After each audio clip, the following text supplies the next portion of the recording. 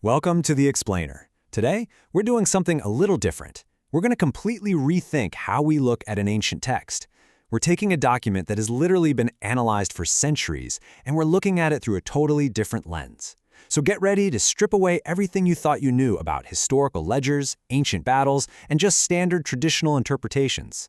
Because what we're uncovering today is a highly structured operational blueprint. Okay, let's dive into this.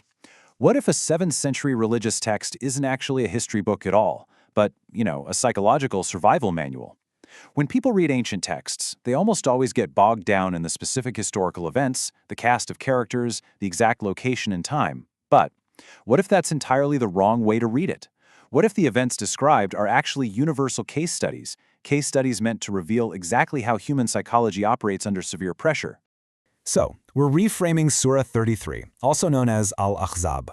We're moving way beyond just the traditional view to uncover universal structural blueprint.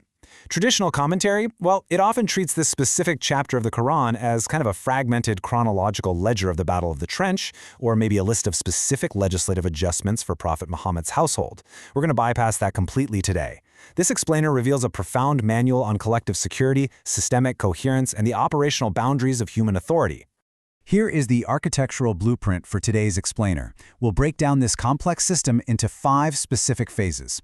First, a new lens, tasrif. Second, Taqwa, the conscious foundation.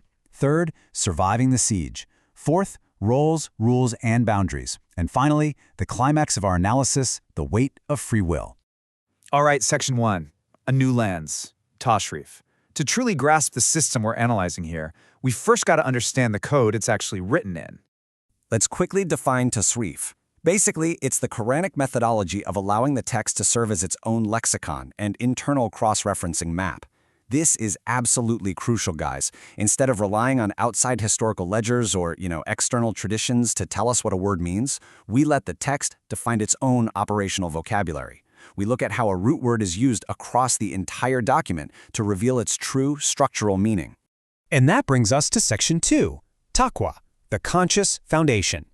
This right here, this is the core operating system powering the entire text. Just look at how the chapter opens. Quote, "O Prophet, be conscious of Allah and do not obey the disbelievers and the hypocrites." Right out of the gate, verse 1 establishes its primary concern. It's demanding conscious alignment.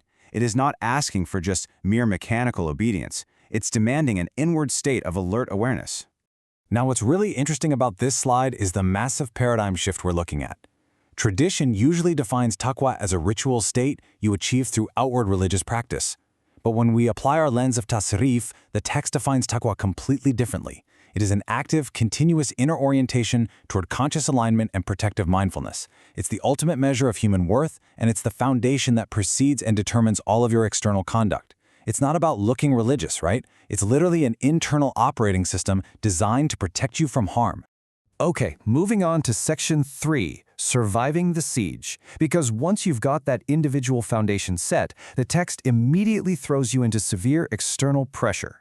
The title of the surah itself is Al-Ahzab, which traditionally gets translated as the Confederates or a specific military coalition of Meccan tribes.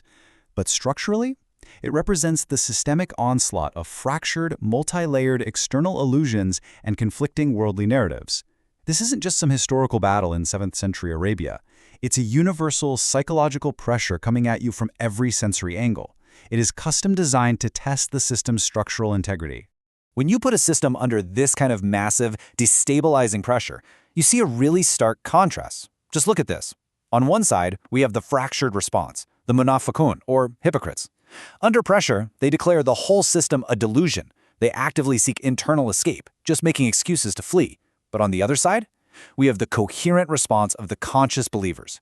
They see the crisis not as a reason to panic, but as a total validation of the system's design. They double down. They stand firm on their commitment. Because true security isn't the absence of external friction, it's unwavering alignment during total destabilization.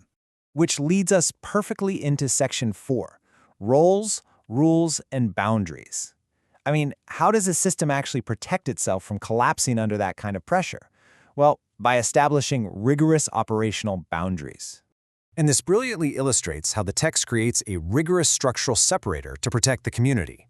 It aggressively shifts between two very distinct descriptions for leadership. First, the Nabi. That's the human administrative node, the one managing domestic, social, and organizational mechanics. But the Rasul? That is the divine delivery node, tasked solely with pure cosmic message delivery and systemic obedience. The text makes absolutely sure you never conflate human administrative vulnerability with pure divine authority. So this builds out our understanding of systemic security. We see these strict, protective security firewalls outlined, things like dispersing immediately after meals, eradicating unauthorized domestic access right into the prophet's house. Honestly, think of it like a 7th century VIP security detail. These aren't just quaint little rules about ancient hospitality. No, this is a rigorous security clearance protocol.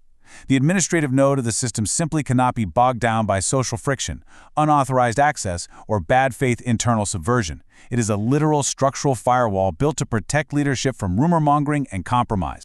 And this protective firewall actually extends to the concept of authority itself. Listen to this verse. Muhammad is not the father of any one of your men, but rather the messenger of Allah and the seal of the prophets. This specific verse aggressively demolishes artificial human lineages. By boldly stating he is not the father of their men, it permanently cuts off the biological, patrilineal inheritance of divine authority. It stops anyone, forever, from claiming a hereditary dynasty or some priestly monopoly over the system. The message is sealed. Authority is anchored purely in the text left behind. All right, we've reached Section 5, the climax of our explainer, the weight of free will. Why is this intense manual of protective protocols, firewalls, and absolute boundaries even necessary in the first place? So the crucial point is found right here in this specific concept. Quote, "Indeed, we offered the trust, Al-Amanah, to the heavens and the earth and the mountains, but the human volunteered to bear it." Think about that. The universe, the heavens, the earth, the mountains, they operate via direct automated submission. They follow natural laws completely. They refuse this trust because they literally do not have the structural capacity for free will. But we did. Human beings volunteered for it. We chose the capacity for autonomous choice. But, with that incredible autonomy comes a terrifying vulnerability. The text defines our baseline human risk factor as zalamin jahula. Because we have free will, we also have this staggering capacity to act against knowledge, to act in total ignorance, and to fundamentally violate reality itself.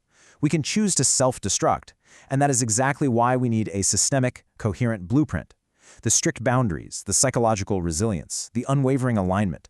It is all a direct, non-negotiable requirement for managing the heavy burden of free will without collapsing into absolute chaos. Which brings us to our final thought. The manual is there, the boundaries are drawn, and that test of pressure, it's inevitable.